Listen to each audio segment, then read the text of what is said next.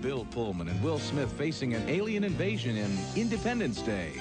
John Travolta's close encounter with a mysterious force turns him into a phenomenon. Plus another look at the biggest hits of summer '96.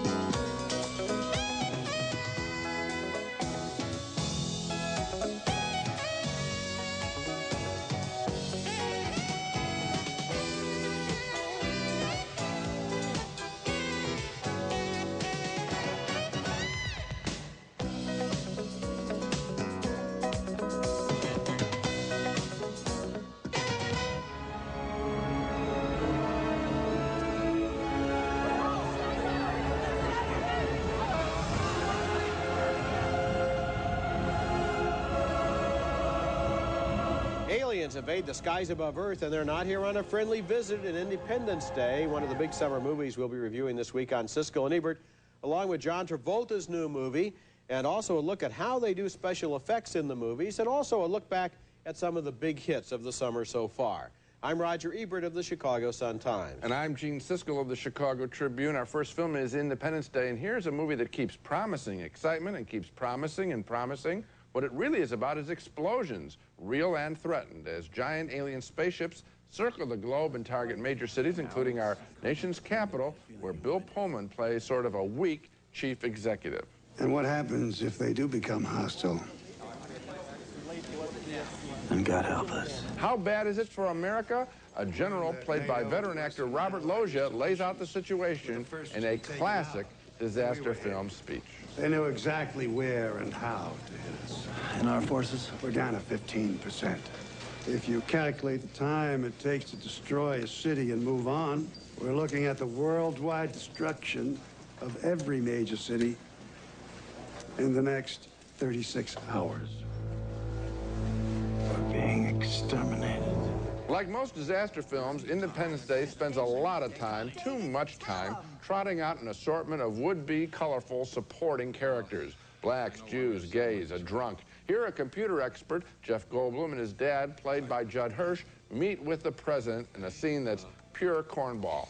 Let's say that you wanted to coordinate with spaceships on different sides of the Earth. You couldn't send a direct signal, right? You're talking about line of sight. Yeah, that's right, exactly. The curve of the Earth prevents it. You'd need satellites to relay that signal in order to reach each ship. Well, I found a signal hidden inside our own satellite system. They're using our own satellites against us. One of the payoffs in Independence Day involves a high-level cover-up. Government scientists have been secretly studying alien spacecraft and corpses for years. We know tons about them. But the neatest stuff? The neatest stuff has only happened in the last few days. See, we can't duplicate their type of power, so we've never been able to experiment. But since these guys started showing up, all the little gizmos inside turned on. The first act of Independence Day is really exciting with the arrival of the spaceships. In the second act, the first few explosions are exciting too, but then the story has to juggle all of those goofy characters, and the big finale is just plain underwhelming.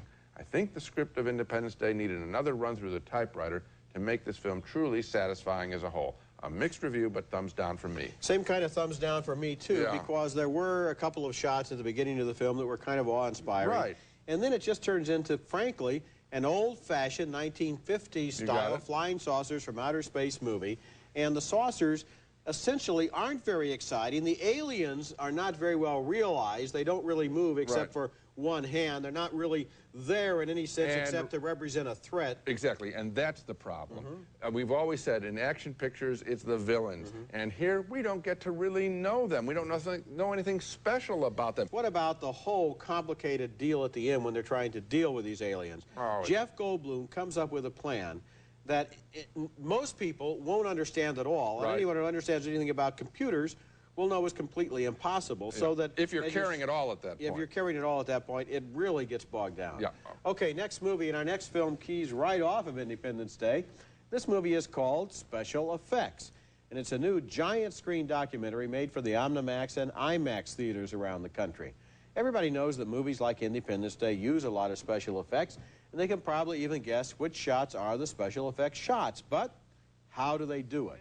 This movie goes behind the scenes to watch technicians double-checking their safety precautions before blowing up a large-scale model of the White House in Independence Day. We are hot and ready. Okay, guys, it's going to be very loud. Fire in the hole. Remember all those wild animals in Jumanji? Well, I'm sure that audiences suspected that some of them probably weren't real, but a lion was so convincing that I was amazed to discover that it was a complete product of special effects.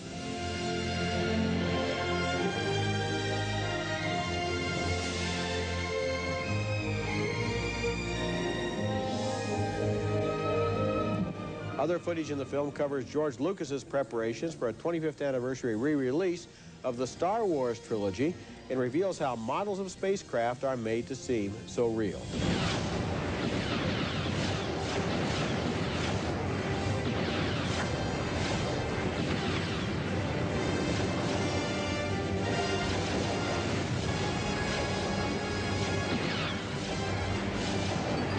The most sensational footage in special effects is a special sequence of the opening of Star Wars remastered for the giant-sized Omnimax and IMAX screens. Special effects is an interesting movie, and I like the behind-the-scenes stuff, but with the exception of the Star Wars footage, I was not quite sure why they needed the Omnimax process in order to make it, since it's basically a standard documentary. It'd be just as interesting, although not as big, on a regular screen. Yeah, I had a problem with it, too, that some of it was okay as far as it went, but if there's going to be something called special effects, and it's going to be played in movie theaters, it's got to be a whole lot better than this, meaning showing us more stuff, getting more detailed. We saw a couple of movies that have commercial reasons, you know, for Independence Day, that were willing to cooperate with these filmmakers, okay? And I felt that I was seeing that stuff. Let's go back and trace a little bit more of the history of special effects. They do show us some very old stuff that is wonderful to look at, but I think that, you and I know the kind of things that could be included in a movie called special effects. You can explain it a little more completely, yes. Okay. Coming up next, John Travolta plays a character who's been described as Forrest Gump with a brain in Phenomenon. Uma coisa para ficar melhor. George Malley, you learned the Portuguese language in 20 minutes? Not all of it. Said, I've known George Malley all my life, and if he said he saw a UFO, he saw one. I didn't say that. You saw one? But I didn't say what I saw. What did it look like? John Travolta is struck by an energy force that looks like a lightning bolt from an alien spacecraft, and suddenly he becomes truly gifted, the smartest guy in his small town in the movie Phenomenon, a gentle parable about how we often place limits on others as well as ourselves. Travolta's character, named George Malley, admits to the town's doctor, Robert Duvall, that he's totally confused by his newfound intelligence and curiosity. I understand right away. I concentrate. And books, I can't stop feeding myself. I read two, 3 books a day. How smart is George Malley? A government researcher tests him. Name as many mammals as you can in 60 seconds. Ready? Go. 60 seconds.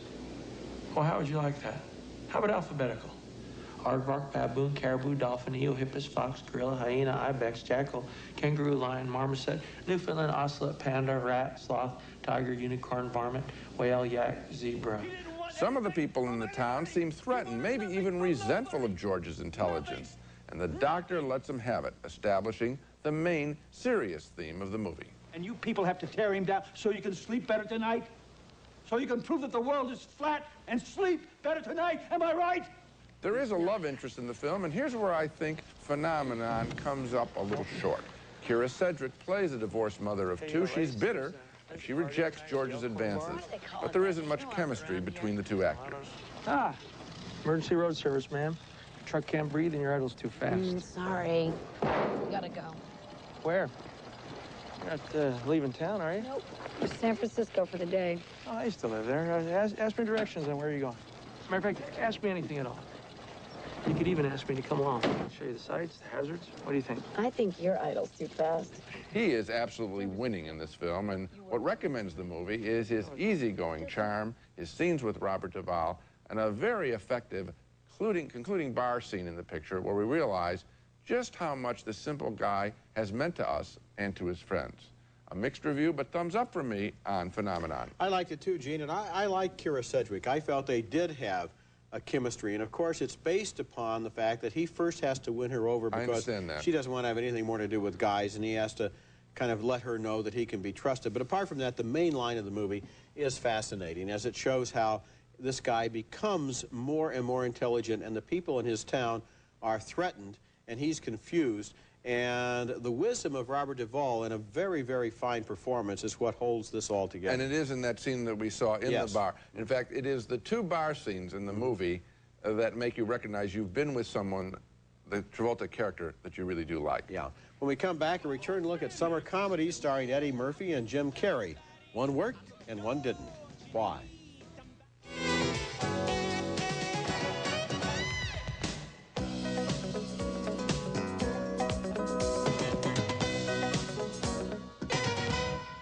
I know how you're feeling right now. Stop it. Don't do that.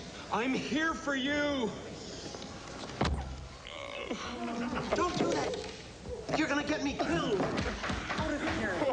Jim Carrey plays the cable guy who is responsible for getting his new friend thrown into prison and then turns into an obnoxious visitor posing as his lawyer. And on our next two segments, we're going to look back at some of the biggest productions of this summer season, talking about some that worked, some that didn't, and why. And certainly, scenes like that one from the cable guy didn't much entertain disappointed audiences who thought they were going to see another madcap Carrey comedy like Ace Ventura and found themselves instead in a very dark and moody story. On the other hand, here's Eddie Murphy, who has disappointed his share of audiences in recent years, but is back with a terrific comedy called The Nutty Professor. Anything I can get for you? Juice, coffee, rack of lamb? The joke is on Murphy's character in that scene, but in this scene from the cable guy, the joke is on poor Matthew Broderick, who thinks he'll never get rid of his new friend from hell. I gave you free cable. What have you ever done for me? Anything you want, just name it quickly. Tomorrow night we hang out. Fine, anything you want. God bless you. You're too good to me. You really are. In The Nutty Professor, Jada Pinkett plays the professor's girlfriend who gets invited over to dinner, and all of the adults in the professor's family are played in disguise by Eddie Murphy. Ain't nothing wrong with having relations. Don't be ashamed of that. Relations is beautiful. When I was young, I used to always have relations. Every night, if a nice gentleman bring me flowers and candy, take me to a movie, show me a lovely evening, then I would take him home and give him hot, lovely relations. Relations. Why does one of these comedies seem so right and the other one seem, at least to me, so wrong? Partly it's audience expectations. People don't want a depressing black comedy from Jim Carrey, and they do want slapstick and sight gags from Eddie Murphy.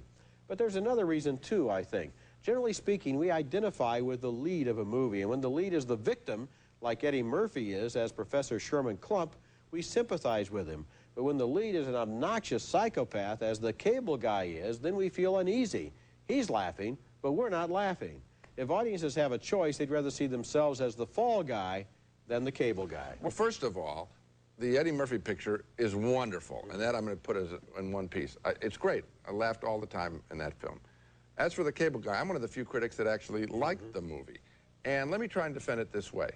Although the third act gets a little over the top and he's cruel, and I mentioned that in my initial review, I like the serious element in this picture as well as the big laughs in the beginning. And the serious element is, here is a character whose whole life comes out of television. All of his references, the cable guy, his names, his aliases, everything that he talks about comes from television. And he is cruel, and he is mean. And maybe what this film is saying is that's what happens when you sit too close to the set. Yeah, well, Gene, I think maybe you've described a nice little $1 million picture that could have been made by people who had a little statement that they wanted to make, but I don't think that people are really looking for Jim Carrey. You're being audience-centered. I am being audience-centered. That's what we're doing here, analyzing why one of these movies worked and why well, that's not what you're doing, but that's what I'm doing. And I'm analyzing. Fine. I'm trying to say what a good picture. People are not interested in going to see a movie about an obnoxious, depressing, moody, psychopath who does ugly and mean and sadistic things for 2 hours in a movie that they have been led to believe is going to be a comedy. Okay, and Roger, the fact that the audience won't go with these pictures does not mean, as a critic, that I change my standards in any way, shape, or form. No, not at all, because I think it was a bad movie whether or not the audiences went with them. Okay. Coming up next, continuing our early summer recap, a second look at the summer's many big action pictures. We'll pick the best so far next. And there have been 5 big ones so far this year, including Independence Day, which we just reviewed negatively. Of the 4 others, I like Eraser with Arnold Schwarzenegger best. It's a cleanly written story about a protector of federal witnesses. It offers first-rate gadgets, special effects, and a sense of humor, especially when Schwarzenegger and the witness he's protecting battle thugs at a Manhattan zoo.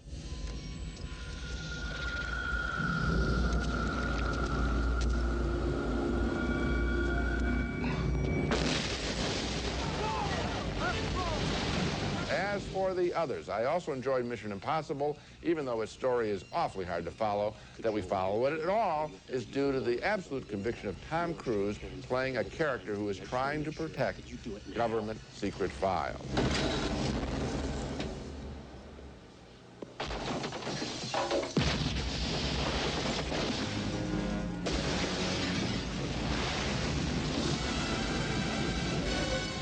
Hey, that's 2 exploding aquariums in a row. Another action thriller, The Rock, which features a fabulous performance by Nicolas Cage, who has a lot of fun with the often uptight action genre characters. But The Rock wore me out early with its literally non-stop action. You sure you're ready for this? I'll do my best. Your best? Losers always whine about their best. Yeah. As for Twister, which came out way back in May, my reaction was the universal one among critics. Loved the special effects, hated the goofy story. God, why can't we spend a normal day together? What unifies my likes and dislikes with this season action fair, it comes down to basics, I'm afraid to say. A good story and characters like those played by Tom Cruise and Nicolas Cage. That's the thing that makes these pictures work. We strip Gene, them all down. I still can't understand why you didn't like The Rock. Yeah. And your theory that it wore you out doesn't hold water because all of these movies are wall-to-wall action, and that one was too. No. The Rock really is my favorite of these 4. Let me tell you why. And it has to do with editing. I'm telling you, Roger, that with every camera shot, every shot within a scene, there's movement. It is exhausting to look at. But you got used to it in the second hour. Got used to it? No. Nicolas Cage came on and had scenes with Connery where it was quieter, where he could talk and have fun in dialogue sequences. I think they couldn't clip up all of his words, thank God. I think maybe you know, subjectively were in some kind of a mood during the first hour. You were absolutely, totally a blank slate. Hey, Roger, here's the proof that I'm a good critic. I didn't shut off totally from the picture, and I liked the second well, I always knew you were a good critic. You're just wrong about the first hour of The Rock, which is very good filmmaking, and the movie as a whole is a very good film. And you're wrong, too, about Sean Connery. He was very good in this film. You keep talking about Nicolas Cage. Yeah? It takes 2 to tango. Nicolas Cage was doing something original. Sean Connery was being what he can do best and do it very well. Sean Connery. When we come back, a peek at 20 minutes of never-before-seen footage in the new special edition of Oliver Stone's Nixon. Luxury service in Southern California style, adjacent to Beverly Hills on LA's fashionable West Side. The Century Plaza Hotel and Tower, a Westin hotel. One of the best movies of 1995 was Oliver Stone's Nixon, a complex portrait of a complex man. The movie played at 3 hours and 10 minutes in theaters, but Stone says his original cut was 4 hours and 15 minutes long. And now, for the movie's release on home video, 20 minutes have been added at the end in a special edition. Some of the new footage is relatively minor, like this scene as the White House limousine pushes through crowds of Vietnam War protesters outside the White House. Jesus! Get that little pony! Hey, tackle! Go on, get him! Yeah, reminds me of my days in Whittier. But there is one extended sequence that's fascinating, showing Nixon in a very carefully worded exchange with Richard Helms, head of the Central Intelligence Agency. It involves some old and forgotten papers, things I signed as vice president. I want the originals in my office, and I don't want copies anywhere else. You're referring, I believe, to chairing the Special Operations Group as vice president. That's Anthony Hopkins as the president and Sam Waterston as the powerful CIA chief who all but blackmails Nixon with veiled threats about the information he holds. Nixon is a great film with undertones of another great American movie biography, Citizen Kane. It's now available on home video with the additional 20 minutes of footage in the special edition. Now let's take another look at the new movies we reviewed this week. 2 thumbs down for Independence Day, a frankly old-fashioned thriller about an attack from outer space. A split decision for special effects. The documentary about how Hollywood achieves its special effects is playing right now in Chicago, Boston, San Diego, Los Angeles, Seattle, and Jersey City, and will be opening in weeks to come in Omnimax and IMAX theaters around the country. Gene liked it, but not enough to recommend it. And 2 thumbs up for Phenomenon, with John Travolta as an ordinary guy whose intelligence suddenly skyrockets. It's a sweet, heartwarming film. That's it for this week. Next week, we'll be back with reviews of more new movies, including Courage Under Fire, starring Denzel Washington and Meg Ryan, in the first movie to be set in the Gulf War. And also, Harriet the Spy, starring Rosie O'Donnell as a guru to an 11-year-old snoop. That's next week, and until then, the balcony is closed.